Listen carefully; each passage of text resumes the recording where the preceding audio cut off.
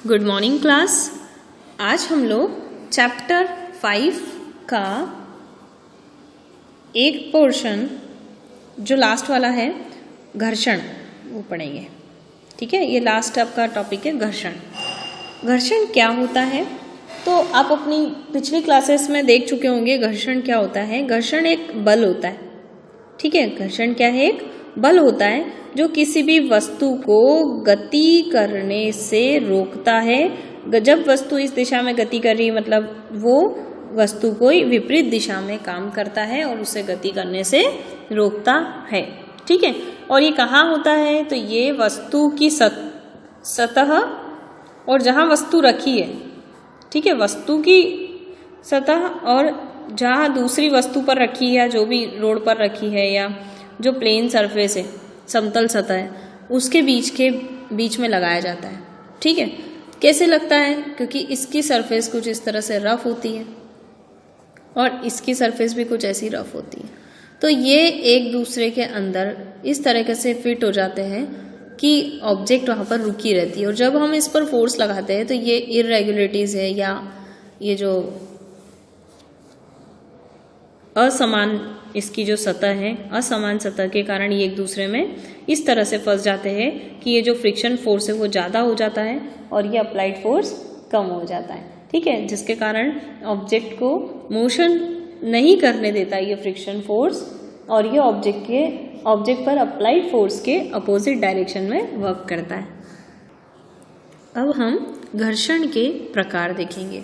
ठीक है, घर्षण तो आप समझ चुके हैं कि ऐसा बल जो जब वस्तु गति करती है तो उस गति करती हुई वस्तु की विपरीत दिशा में लगाया जाता है जो वस्तु को रोकता है, और ये बल वस्तु और जिस पर वो गति कर रही है उस सतह के बीच में लगता है। ठीक है, और उसकी असमानता के कारण होता है। ठीक, अगर कोई बहुत स्लीपी ऑब्जेक्ट है ना, जो बिल्कुल ही प्लेन है और ये भी प्लेन है, इनके बीच में कोई असमानताएं नहीं है, कोई इरेगुलरिटीज नहीं है, तो फ्रिक्शन फोर्स वर्क नहीं करेगा। बट ऐसी कोई चीज़ नहीं है। प्रैक्टिकली सभी ऑब्जेक्ट जो आपको बिल्कुल चिकनी भी दिखती है ना, बिल्कुल स्लीपी दिखती है, उनको भी जब आप बहुत जूम करके अगर उन्हें देखा जाए तो उनकी सरफेस कहीं ना कहीं थोड़ी बहुत इरेगुलर तो होती ही है।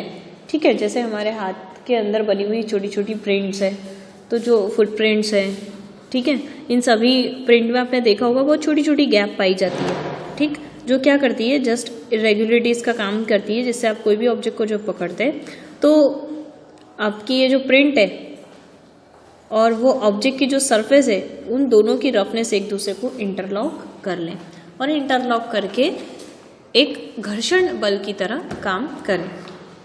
ठीक है, अब हम पढ़ेंगे घर्षण बल के प्रकार।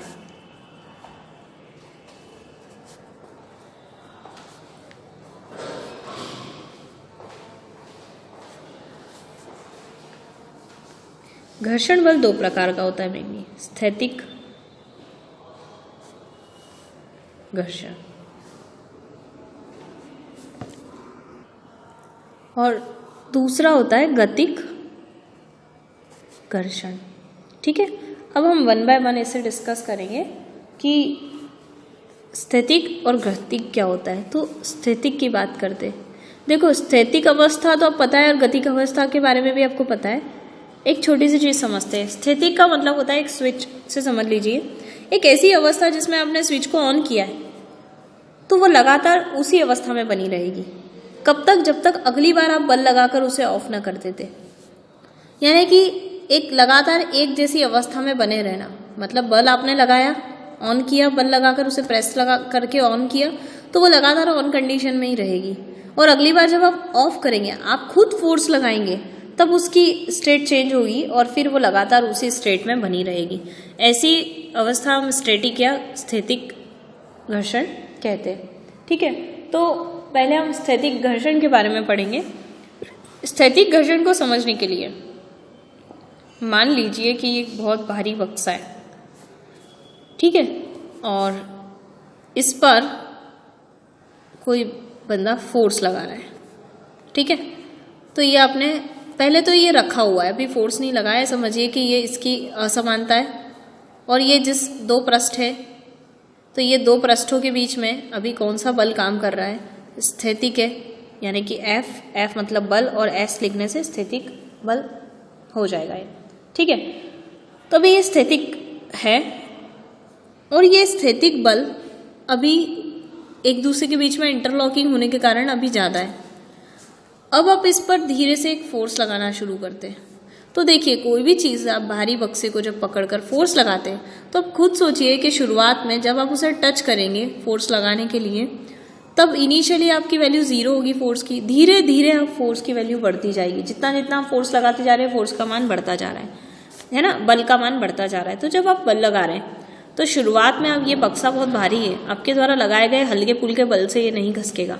तो जब आप बल लगाना शुरू करते हैं तो जब आपने उसे धक्का दिया तो धक्का देते समय इसकी वैल्यू 0 से धीरे धीरे बढ़ती जाती है।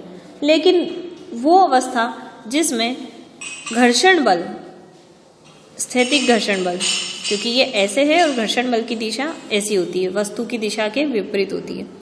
तो ये जो घर्षण बल का मान है अभी ज़्यादा होगा किससे, जो हमने लगाया है बल उससे, ठीक है। तो ये घर्षण बल जब इस बल से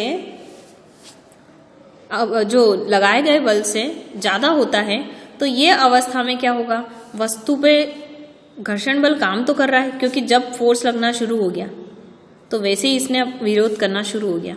इस वस्तु पर आपने बल लगाना शुरू करा और बल की दिशा निर्धारित हो गई है, तो उसकी जस्ट विपरीत दिशा में घर्षण बल ने काम करना शुरू कर दिया। मतलब आप किसी बक्से को जब धकेलते हैं तो आप जिस भी दिशा में धकेलेंगे, भले ही बक्सा नहीं खसक रहा है, लेकिन आपके बल की दिशा निर्धारित हो चुकी है और उसकी जस्ट विपरीत दिशा में घर्षण बल ने काम करना शुरू कर दिया है। लेकिन इसका वजन इतना ज़्यादा है और आपके द्वारा लगाया गया बल बहुत कम है और इसका घर्षण बल ज़्यादा है, इस कारण वस्तु अपनी अवस्था नहीं बदल पाती, वस्तु अपनी जगह से नहीं खसक पाएगी और इसी कारण घर्षण बल काम तो करेगा लेकिन फिर भी वस्तु कैसी रहेगी, स्थिर अवस्था में रहेगी। तो ऐसे बल को हम कहते हैं स्टैटिक घर्षण। मतलब ये जो घर्षण क्या कहलाएगा, स्थैतिक घर्षण। क्यों, जहाँ पर वस्तु की जो अवस्था है वो वस्तु कैसी है, घर्षण के काम करने के बाद भी वो स्थिर है, बल लगाया उसके बाद भी वो स्थिर है। क्यों, क्योंकि उसके नीचे जो दो पृष्ठों के बीच का घर्षण है उसका मान ज़्यादा है और ज़्यादा होने के कारण ये इसका विरोध करेगा, तो ये लगाया हुआ बल इसके आगे कुछ नहीं है, क्योंकि ये ज़्यादा है ना और ये कम है। तो जो ज़्यादा होगा उसकी दिशा ऐसी है और कम की दिशा ऐसी है। तो जब हम इसे ऐसे धकेल रहे तो उसके सामने वाली वैल्यू ऑलरेडी ज़्यादा है, तो ये ऑब्जेक्ट आगे की तरफ नहीं जाएगी, इसीलिए ऑब्जेक्ट स्थिर रहेगी और स्थिर अवस्था में भी उसके नीचे जो काम करेगा घर्षण बल वो स्थैतिक घर्षण कहलाता है। अब इस स्थैतिक घर्षण के अंदर ही एक टॉपिक और आता है जिसे हम कहेंगे सीमांत घर्षण। इसी के अंदर ये टॉपिक आता है सीमांत, क्योंकि स्थैतिक का मतलब है कि जब वस्तु पे बल लगाओ उसके बाद भी वस्तु स्थिर रहे, तो वो सीमांत स्थैतिक घर्षण है। तो सीमांत घर्षण का मतलब भी वही है कि वस्तु पर बल तो लग रहा है लेकिन वस्तु फिर भी क्या है, स्थिर है। तो ये दोनों अलग कैसे हुए, तो देखिए आप इसी बक्से को समझिए। पहले आपने इस पर थोड़ा सा बल लगाया लेकिन ये इतना ज़्यादा था कि बक्सा खसक नहीं पाया। अब आप इस पर थोड़ा सा और ज़्यादा बल लगाते हैं, मतलब आपके द्वारा जो पहले बल लगाया था उससे आप थोड़ा सा और तेज़ी से धक्का देते हैं और ज़्यादा दबाव बनाते हैं इसमें। तो जैसे ही आप इस पर बल का मान बढ़ाते तो ये ज़्यादा था और ये क्या था, कम है। आपने ये बल को बढ़ाना शुरू करा तो एक अवस्था ऐसी आ गई जिसमें इसका मान और इसका मान क्या हो जाएगा, बढ़ जाएगा। अभी ये ज़्यादा है ये कम है, तो ये स्थैतिक है, ये स्थिर है। लेकिन अब आप कोशिश तो करोगे ना कि इसे आगे धकेलना है, तो आप अपने बल का मान क्या कर देंगे, और बढ़ा देंगे। तो आपने बल के मान को बढ़ाया तो जैसे जैसे इसका ज़्यादा था इसका कम था, अब आप इसको बढ़ा रहे हो, इसको बढ़ा रहे हो तो ये इसके बराबर होने की कोशिश करेगा। तो एक अवस्था ऐसी आ जाती है जहाँ पर घर्षण बल और लगाया गया बल दोनों आपस में क्या हो जाते हैं, बराबर हो जाते हैं। ये वो अवस्था है जिस अवस्था में बक्से के नीचे जो Fs है और जो F है ये दोनों बराबर हैं, यानी कि वस्तु उस अवस्था में आ चुकी है, उस सीमा में आ चुकी है कि अगर अब मैं थोड़ा सा भी बल और बढ़ा दूं तो ये घर्षण बल का मान कम हो जाएगा, क्योंकि अब ये बराबर है ना। अब इस बल को अगर मैं थोड़ा सा भी बढ़ा दूं तो ये घर्षण बल का मान कम हो जाएगा और वस्तु आगे की तरफ चल देगी। यानी कि ये अभी वो लिमिट आ गई है, वो आखिरी लिमिट या वो सीमा आ चुकी है जहाँ पर वस्तु का लगाया गया बल और घर्षण बल बराबर है, जिससे अगर मैं थोड़ा सा भी ज़्यादा बल और लगा दूंगी तो घर्षण बल का मान कम हो जाएगा और वस्तु आगे की तरफ चल देगी। यानी वस्तु के गति करने से पहले की वो अवस्था जहाँ पर दोनों बलों का मान बराबर होता है सीमांत घर्षण कहलाती है। ये जो इस समय जो घर्षण है, जब लगाया गया बल और नीचे काम करने वाला घर्षण बल, ये दोनों बराबर हो जाए तो उस केस में इस Fs को हम क्या कहेंगे? सीमांत घर्षण कहेंगे। ठीक है, लेकिन इस केस में भी याद रखना अभी वस्तु कैसी है? स्थिर है। ठीक है, यहाँ पर भी स्थिर थी, यहाँ पर भी स्थिर है, इसलिए दोनों ही स्थैतिक घर्षण है। लेकिन इसमें अंतर क्या है? स्थैतिक घर्षण की बात आएगी तो वस्तु में घर्षण बल का मान लगाए गए बल से ज़्यादा है, इसलिए वो नहीं खसक रही है। और सीमांत मतलब वो आखिरी सीमा जिसके बाद बस वस्तु गति करने ही वाली है, मतलब जहाँ पर घर्षण बल और लगाया गया बल दोनों बराबर है। ठीक है, क्योंकि थोड़ा सा भी लगाया गया बल बढ़ जाएगा तो घर्षण बल का मान कम हो जाएगा और वस्तु गति कर देगी। लेकिन अभी दोनों बराबर है, दैट मीन्स अभी भी वो स्थिर ही है, बस एक आखिरी सीमा है उसकी कि थोड़ा सा और बल लगा के चलने वाली है, पर फिलहाल तो स्थिर ही है इस कंडीशन में, तो इसलिए ये स्थैतिक घर्षण के अंदर ही आता है। ठीक है, अब देखिए दूसरा होता है गतिक घर्षण। गतिक घर्षण मतलब क्या? अभी मैंने आपको बताया कि जब ये दोनों बराबर हो चुके हैं, मतलब वो सीमा पर आ चुके हैं, अब अगर मैं थोड़ा सा बल और लगा दूं तो ये अवस्था आ जाएगी कि ये जो Fs है, घर्षण बल है, उसका मान कम हो जाएगा किसके? लगाए गए बल से। मतलब अभी आरोपित बल जो होगा, आरोपित बल का मान घर्षण बल के मान से जब ज़्यादा हो जाए, मतलब हमने और फोर्स लगा दिया तो अब इसकी वैल्यू कम हो गई और इसकी ज़्यादा हो गई, तो ये इसका विरोध करने वाला था। जब हमने लगाए गए बल का मान विरोध वाले से ज़्यादा हो चुका है तो ये विरोध तो करेगा, काम तो ये भी करेगा, लेकिन फिर भी वस्तु गति कर देगी क्योंकि हमारा लगाया गया बल क्या है? ज़्यादा है। तो जब वस्तु गति करने लग जाए, ठीक है, तो जब वस्तु गति करने लग जाए तो लगाया गया बल, घर्षण बल तो काम कर ही रहा है विपरीत दिशा में, लेकिन बल लगाया गया इतना ज़्यादा है कि वस्तु गति करने लग चुकी है। तो उस केस में जब वस्तु गति कर रही है तो उसके दोनों पृष्ठों के बीच का जो बल होता है वो गतिक घर्षण कहलाता है, जिसे Fk से दर्शाते हैं। ठीक है, यानी गतिक घर्षण वो बल होता है जब वस्तु गति कर रही है और दोनों पृष्ठों के बीच में लगाया जा रहा है। जैसे कि बस है, बस के टायर है, अब रोल कर रहे हैं तो टायर और रोड के बीच में जो घर्षण हो रहा है, पर वस्तु गति कर रही है, तो गति करते समय जो घर्षण हो रहा है वो कौन सा घर्षण है? गतिक घर्षण कहलाता है। गतिक घर्षण के दो प्रकार होते हैं, सर्पी घर्षण और दूसरा होता है लौटनी घर्षण। ठीक है, अब देखिए गति भी दो प्रकार की होती है, जिसमें एक वस्तु दोनों पृष्ठ समतल होते हैं, यानी एक वस्तु दूसरे वस्तु के ऊपर गति करती है पर सर्पी यानी कि खसक रही होती है। सर्पी घर्षण मतलब जिसको हम बोलते हैं स्लाइड करना, फिसलना, दोनों जो पृष्ठ है वो समतल है। लेकिन लौटनी का मतलब होता है कि जब एक पृष्ठ तो पूरा समतल है, दूसरा वाला क्या है? वृत्त के शेप का होता है, वृत्त के आकार का होता है, और दूसरा वाला इस पर लुढ़क रहा होता है, जिसको बोलते हैं रोल करना। ठीक है, तो ये दूसरा वाला लुढ़क रहा है तो दोनों ही गति हो रही है, ये वाली भी गति है और ये वाली भी गति है, लेकिन दोनों में अंतर क्या है? तो इसका एक क्वेश्चन बनता है कि इन सर्पी घर्षण और लौटनी घर्षण में अंतर। एक क्वेश्चन क्या बनता है इसका? सर्पी घर्षण व लौटनी घर्षण में अंतर। चलो अब इसके अंतर को हम समझते हैं। देखिए, सर्पी घर्षण में वस्तु का एक ही भाग दूसरे पृष्ठ पर, वस्तु का एक ही भाग एक दूसरे पृष्ठ पर यहाँ पर फिसलता रहता है, जबकि लौटनी घर्षण में वस्तु के सभी भाग, जैसे अभी यहाँ है, अभी आगे लुढ़केगा तो ये वाला हिस्सा आगे आएगा, फिर ये वाला आएगा, फिर ये वाला आएगा, इस तरह से सारे हिस्से इस पृष्ठ के कांटेक्ट में आते हैं। ठीक है, तो ये सभी वस्तु के सभी भाग इस पृष्ठ पर कांटेक्ट में आते हैं। ठीक है, या संपर्क में आते हैं, तो सभी भाग संपर्क में आएंगे और यहाँ पर केवल एक ही भाग संपर्क में आता है। दूसरा है कि यहाँ पर वस्तु का अधिकांश भाग और पृष्ठ के बीच में ज़्यादा क्षेत्र होता है, इसके कारण इसका घर्षण ज़्यादा होता है। देखिए ये चौड़ा है, तो जितना ज़्यादा भाग इस पृष्ठ के कांटेक्ट में आएगा, संपर्क में आएगा, उतना ज़्यादा जो घर्षण बल है वो बढ़ेगा, क्योंकि ज़्यादा से ज़्यादा वो इंटरलॉकिंग करेगा जितना ज़्यादा हिस्सा आएगा। जबकि यहाँ पर बहुत छोटा सा भाग आ रहा है, देखिए ये बिंदु बराबर, फिर ये आगे जाएगा तो ये वाला बिंदु, ये वाला बिंदु, तो बहुत कम क्षेत्रफल वस्तु का उस समतल पृष्ठ के संपर्क में आता है, जिसके कारण घर्षण या बोलते हैं कि इंटरलॉकिंग जो होती है वो कम होती है, जिसके कारण घर्षण बल कम होता है। तो हम कहेंगे कि लौटनी घर्षण, ये जो लौटनी घर्षण है वो हमेशा ही कम रहेगा किससे? सर्पी घर्षण से। यानी किसी भी चीज़ को हमें धकेलने से बढ़िया है उसे हम रोल करवाए, उसके नीचे पहिए लगाए। जैसे कि व्हील बैग आपने देखे ना, आजकल सूटकेस वगैरह में भी आते हैं, सामान को कैरी करने वाली गाड़ियाँ जो होती है उसके नीचे व्हील होते हैं, ताकि आप सिंपल पकड़ के उसे बहुत कम बल लगा के आसानी से रोल कर सको और सामान को इधर से उधर ले जा सको। ठीक है, क्योंकि अगर उसे धकेलेंगे या उसे पृष्ठ पर इस तरह से खसकाएंगे तो उसके कारण हमें बल ज़्यादा लगाना पड़ेगा, क्योंकि उनके बीच का घर्षण बल ज़्यादा है। ठीक है, और तो आपके 3 अंतर हो गए। इसमें एक ही भाग संपर्क में आ रहा है, इसके सारे भाग संपर्क में आ रहे हैं। इसमें सर्पी का मतलब होता है वस्तु का एक पृष्ठ दूसरे पृष्ठ के ऊपर फिसलता है और इसमें लुढ़कता है।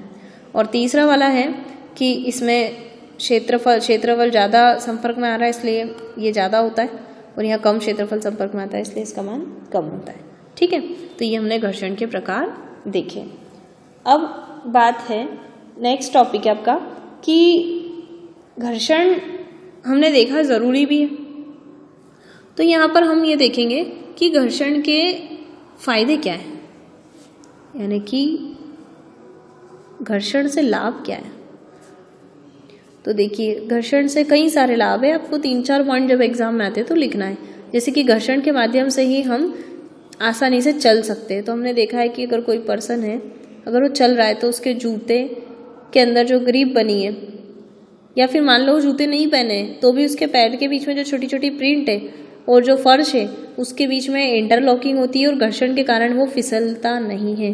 मान लीजिए ये होता ही नहीं और बिल्कुल प्लेन समतल होता तो क्या होता, वो आसानी से इस फर्श पे फिसल जाता, चल नहीं पाता। कई बार आपने देखा होगा कि फर्श में पानी डूब जाता है और हम स्लिप कर जाते हैं, क्योंकि हमारी जो प्रिंट है ना, उस प्रिंट के अंदर पानी भर गया तो ये पूरी हमारे पैर का पंजा जो है वो नीचे की जो सतह है वो समतल हो चुकी है, बिल्कुल स्लिपी हो चुकी है, उनके बीच का घर्षण काम नहीं कर रहा है। ठीक है, तो पानी बीच में आने से घर्षण बिल्कुल कम हो गया और जिसके कारण हम स्लिप कर जाते हैं। तो सोचिए अगर प्रिंट नहीं होती हमारे पैर में, या हमारी फर्श जो है वो बिल्कुल ही चिकनी होती, तो हमारे पैर फिसल जाते, हम चल ही नहीं पाते। तो घर्षण के कारण ही हम चल सकते हैं, घर्षण के कारण ही हम किसी वस्तु को पकड़ सकते हैं। आपने हाथ की प्रिंट देखी होगी ना, हाथ के अंदर जो प्रिंट होती है, जिसके कारण आप किसी भी ग्लास को पकड़ना है, आपको ऑब्जेक्ट को पकड़ना है तो आप आसानी से पकड़ सकते हैं, है ना। और घर्षण के कारण आप, ये जो मैं लिख रही हूँ पेन, तो ये आगे आपने देखा होगा इसकी नीब में भी छोटा सा एक पॉइंट होता है, ये ना आगे पॉइंट होता है। और ये सरफेस कैसी है, ये आपको प्लेन दिख रही है, बट आप इसको जूम करके देखेंगे तो इसमें भी थोड़ी सी रफनेस है, तो उसके कारण ही ये बॉल है, ये इसके आगे क्या एक छोटा सा बॉल है, तो ये बॉल इसके ऊपर जब चल पा रही है तो वो घर्षण के कारण ही हम इस पर लिख पा रहे हैं। तो घर्षण के कारण आप किसी पेन से पेपर पर लिख सकते हैं। अब यहाँ पर बहुत चिकनी सरफेस अगर ला दी जाए तो ये इसका जो बॉल है ना पॉइंट, वो बॉल पॉइंट आगे से स्लिप कर जाएगा और आप लिख नहीं पाएंगे। कई सारे एग्जाम्पल है, देखिए घर्षण के कारण ही किसी भी व्हीकल के टायर को रोका जा सकता है ब्रेक लगाकर। ठीक है, मतलब ये टायर है और ये इसके ब्रेक है। ठीक, अब जैसे ही ब्रेक अप्लाइड करेंगे तो ब्रेक और टायर एक दूसरे से चिपक जाएंगे और टायर और ब्रेक के बीच में इंटरलॉकिंग हो जाएगी, जिसके कारण ये टायर को रोक देगा। तो आप किसी भी व्हीकल को ब्रेक लगाकर रोक सकते हैं या उसकी गति को धीरा कर सकते हैं। तो कई सारे घर्षण से लाभ है। अब हम देखेंगे कि घर्षण से हानि क्या क्या होती है। हानि ज़्यादातर मशीनों में होती है, क्योंकि मशीन में कई बार ऐसा होता है ना, जैसे ये बेल्ट इसके ऊपर रोल कर रहा है या फिर 2 हिस्से हैं जो आपस में एक दूसरे से स्लाइड कर रहे हैं। ठीक है, तो उसके कारण क्या होता है कि जब ये स्लाइड करते हैं तो इनकी जो सरफेस होती है ये एक दूसरे से घिस के ख़त्म हो जाती है, ये पार्ट्स जल्दी से टूट जाते हैं, तो टूट फूट ज़्यादा होती है मशीनों में, टूट फूट ज़्यादा होती है घर्षण से। दूसरा है मशीनों के अंदर ही जब घर्षण ज़्यादा होता है तो इस ज़्यादा घर्षण से हानि होती है। ठीक है, एडवांटेज में आप एक और चीज़ लिख देना, आग जलाने में। ठीक है, माचिस वगैरह में आपने देखा होगा ना, वो बिंदु बिंदु देते हैं बारूद के, तो वो क्या होता है जब मैच स्टिक या तीली को जब आप रगड़ते तो घर्षण के कारण ही दोनों के बीच का जो तापमान है वो बढ़ जाता है और ये तीली आग पकड़ लेती है। सेम उसी तरह हम हानि देखेंगे तो हानि में यहाँ पर क्या होता है कि घर्षण में जब दोनों के बीच में ये स्लाइडिंग फ्रिक्शन होता है, जिसे हम कहेंगे कि सर्पी घर्षण होता है, तो सर्पी घर्षण के कारण यहाँ पर क्या हानि होगी, टूट फूट की। दूसरा है ऊष्मा की, यानी कि यहाँ पर क्या बनती है, ऊष्मा बनती है, हीट बनती है। हीट बनने से मशीन की इफिशियंसी, काम करने की क्षमता खत्म हो जाती है, मशीन गर्म ज़्यादा होती है। तो ये सब घर्षण के नुकसान है।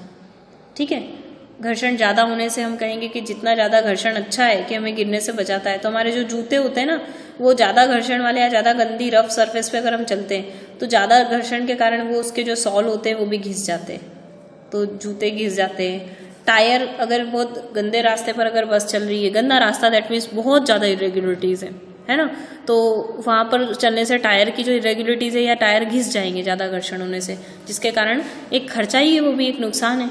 ठीक है, तो ये क्या था, घर्षण से लाभ और हानि। अब देखिए, हमने देखा कि घर्षण अच्छा भी है और बुरा भी है। तो अगर अच्छा है और घर्षण कम है तो उसे बढ़ाया कैसे जाता है, तो घर्षण को बढ़ाने के तरीके क्या क्या तरीके होते हैं। आप, पहला है कि घर्षण को बढ़ाना है तो जहाँ पर चिकनी सतह है, वहाँ जहाँ पर आप स्लिप हो सकते हो, जैसे कोई पानी या कीचड़, ठीक है, तो जब मड या पानी के ज़्यादा भरने के कारण स्लिप होने के चांसेस है, तो वहाँ पर आप थोड़ी सी रेत वगैरह डाल दो। ऐसा करने से स्लिप होना से बच सकते हो। रेत या वो सूखी मिट्टी है, रेत है, वो डाल दो ताकि ये जो चिकनी सतह कीचड़ हो चुका है वो पूरी तरह से स्लिपी ना बन के यहाँ पे थोड़ा सा घर्षण उत्पन्न किया जा सके। दूसरा है कि घर्षण को अगर आप बढ़ाना चाहते हो, ठीक है, तो उसको बढ़ाने के लिए, जैसे मान लीजिए कि बहुत ज़्यादा स्लीपी ऑब्जेक्ट हो चुकी है, तो आप ड्राई ल्यूब्रिकेंट का यूज़ भी कर सकते हो। दूसरा है कि शूज़ के जो सॉल होते हैं, ठीक है, जैसे कि आपको बढ़ाना है तो आप शूज़ जो रहते हैं ना, जो एथलीट या खिलाड़ियों के जो शूज़ होते हैं, वो आपने देखा होगा उसमें ज़्यादा ग्रिप और ऐसी बनाई जाती है। तो जब नॉर्मल शूज़ है और आपको घर्षण को बढ़ाना है, क्या कि आप ज़मीन पे पकड़ अच्छी कर सके, तो आप इसके सॉल में ज़्यादा इरेगुलरिटीज़ देते हो। और बढ़ाने का क्या तरीका है कि आप जो टायर है उसके अंदर जो आप देखते हो कंपनी से डिज़ाइन बनी आती है, वो एक्चुअल डिज़ाइन नहीं है, वो एक ऐसी स्ट्रक्चर इसलिए बनाई जा रही है ताकि घर्षण को बढ़ाया जा सके, ताकि टायर स्लिप ना करें। तो ये सब घर्षण को बढ़ाने के तरीके, उसमें आप ग्रिप बना दो, डिज़ाइन बना देते हैं, सॉल में आती है ना डिज़ाइन, उस तरह से आप उसे बढ़ा सकते हो। ठीक, साथ ही आप कुछ ऐसे मटेरियल यूज़ करो जो बिल्कुल चिकने ना हो। कोई भी ऐसी जगह जहाँ घर्षण हो रहा है वहाँ पर ऐसे मटेरियल का उपयोग करो जो बिल्कुल चिकना ना हो, ताकि स्लिप होने के चांसेस ना हो। दूसरा है घर्षण को कम करने के उपाय। घर्षण को कम करने के उपाय क्या होंगे, तो देखिए, पहला है पॉलिश करके। अगर बहुत ज़्यादा कोई रफ सरफेस है तो उसके ऊपर अगर हम पॉलिश कर देते हैं तो वो सरफेस ऑलरेडी थोड़ी सी स्मूथ बन जाती है, तो घर्षण तो रहेगा दोनों के बीच में, पर घर्षण कैसा हो जाएगा, कम हो जाएगा। दूसरा है कुछ ल्यूब्रिकेंट जैसे कि ग्रीस, ठीक है, ग्रीस के बाद ऑयल, इन सारी चीज़ों को आप अगर दो सरफेस के बीच में डाल देंगे तो घर्षण कम हो जाएगा। ठीक, उसके घर्षण के बाद तीसरे नंबर पे आप ये कर सकते हो कि जहाँ पर आप किसी चीज़ को धकेल रहे हो वहाँ पर आप उसके नीचे पहिए लगा दो, ठीक है, जिसके कारण वो, हमें पता है कि सर्पी घर्षण लौटनी घर्षण से ज़्यादा होता है, तो लौटनी घर्षण कम होता है, तो आप वो चीज़ को आसान कर दो ना। आपने रेलवे स्टेशन पे वो देखा होगा, इस तरह की एक लॉरी होती है जो लोहे की बनी होती है पूरी बॉडी, और आसानी से पकड़ कर धकेल देते हैं। अब इतने सारे बक्सों को अगर ज़मीन पर धकेला जाएगा तो ये भी फट जाएगा, नीचे की स्ट्रक्चर, ये पैकेजिंग भी डिस्टर्ब हो जाएगी, और साथ में रगड़ने के लिए इसे ज़्यादा फोर्स लगाना पड़ेगा, जबकि इसके ऊपर आप कई सारे बॉक्स को रखकर आसानी से कम फोर्स में धकेल कर ले जा सकते हो। तो एक है कि बॉल बेयरिंग, उसे बॉल बेयरिंग ही कहा जाता है, उसका उपयोग करके जो क्या करता है, मान लीजिए एक ऑब्जेक्ट है और दूसरी ऑब्जेक्ट है। अब ये एक ऑब्जेक्ट तो ये वाली है और दूसरी इसके ऊपर ये बनी हुई है। अब ये दोनों सरफेस अगर ये भी घूम रही है और ये भी घूम रही है और दोनों एक दूसरे के कांटेक्ट में है, ठीक है, मान लीजिए ये एक पूरी रोल है, पहिया है। अब ये अंदर भी एक और पहिया है छोटा सा, तो ये वाला ये भी घूम रहा है ऐसे, और मान लीजिए ये ऐसे घूम रहा है, तो दोनों के बीच में क्या होगा, स्पर्श होने से दोनों पृष्ठ के बीच में घर्षण होगा। घर्षण होने से दोनों ही पार्ट्स खराब हो जाएंगे। और इसके कारण हम क्या करेंगे बढ़िया कि ये सरफेस है, ये छोटी सरफेस है और इसके आसपास हम बॉल बेयरिंग लगा देते हैं। अब बॉल बेयरिंग लगाने से क्या हुआ, एक सरफेस तो इसके अंदर घूमेगी और दूसरी सरफेस इसके बाहर घूमेगी। ऐसा करने से क्या हुआ, ये सरफेस और ये सरफेस एक दूसरे के कांटेक्ट में नहीं रहेगी, और जब ये घूमेगी और ये घूमेगी तो इनके बीच में छोटे छोटे बॉल बेयरिंग आपने देखी होगी, ऐसे बॉल्स बने होते हैं। तो ये बॉल भी क्या होते हैं, बिल्कुल अटैच नहीं होते, अंदर फ्रीली घूमते रहते हैं, और घूमने के कारण ये जो सर्पी घर्षण से अच्छा है लॉटनी घर्षण। तो अगर बॉल घूमेंगे तो वैसे भी फ्रिक्शन कम होता है, ठीक है। तो इस तरह से बॉल बेयरिंग का उपयोग करके भी हम उसे बढ़ाया जा सकता है, ठीक। दूसरा है कि स्ट्रीमलाइन शेप बनाकर। अब आपने देखा होगा कि एरोप्लेन के अंदर इनके शेप के आगे ऐसा दिया जाता है, और जबकि शिप के शेप जो होते हैं जहाज के, उसके शेप में भी आगे का हिस्सा ऐसा पॉइंटेड होता है, ठीक है। ऐसा क्यों, ये वाले में हवा से टकराएगा तेजी से, और ये वाला जो है वो पानी से टकराएगा, ठीक है। तो होता क्या है, जब ये भी बहुत तेजी से और ये भी तेजी से जाता है तो लगातार पानी इससे टकराता है, तो फ्रिक्शन के कारण इसकी बॉडी डैमेज हो जाती है। तो ये कॉर्नर इसलिए दिया है कि जैसे ही पानी से ये नुकीला हिस्सा जैसे ही टकराएगा तो पानी इससे टकराकर अपनी दिशा ऐसे और ऐसे कर लेगा, ताकि इसकी पीछे की बॉडी पूरी तरह से पानी से टकराने से बच जाती है। पानी में से गुजरती जरूर है, लेकिन पानी जो सामने से टकराने वाला है वो इसकी बॉडी को डैमेज कर देगा घर्षण के कारण। इसी कारण इसका आगे का जो शेप है वो इस तरह से नुकीला बनाया जाता है, ठीक है, जिसके कारण ये घर्षण ना हो। यहाँ पर ग्रीस ऑयल को आप स्नेहक भी कह सकते हैं, स्नेहक पदार्थ, ठीक है। और अब इसको स्ट्रीमलाइन को हम कहते हैं धारा रेखीय आकृति। धारा रेखीय मतलब आगे से बिल्कुल एक कोने जैसी दिखाई देती, ताकि पानी इधर उधर चला जाए, पीछे की बॉडी बच जाए। और यहाँ पर भी क्या होता है, जब एरोप्लेन ऐसे जा रहा होता है तो हवा सामने से जो आती है वो सबसे ज़्यादा इसकी बॉडी से टकराती है, और हवा का भी फ्रिक्शन होता है, हवा और इसकी बॉडी के बीच में भी घर्षण होगा, जिसके कारण ये डैमेज हो जाएगा। तो इसकी बॉडी को बचाने के लिए आगे का मुँह इस तरह दिया जाता है कि ये वाले हिस्से से सबसे ज़्यादा एयर टकराती है, तो ये वाला इस तरह से इसका शेप दे देंगे कि सारी हवा इससे ऐसे और ऐसे चली जाए जो टकराती है, ताकि पीछे वाली जो इसकी बॉडी है वो घर्षण से बच जाए। तो धारा रेखीय आकृति देकर भी हम घर्षण को कम कर सकते हैं, ठीक है। तो ये हमने घर्षण के लाभ हानि और इसे बढ़ाने और कम करने के उपाय को देखा और इसके प्रकार देखे। इसके बाद आगे का हम नेक्स्ट लेक्चर में करेंगे। आज के लिए इतना ही, थैंक यू।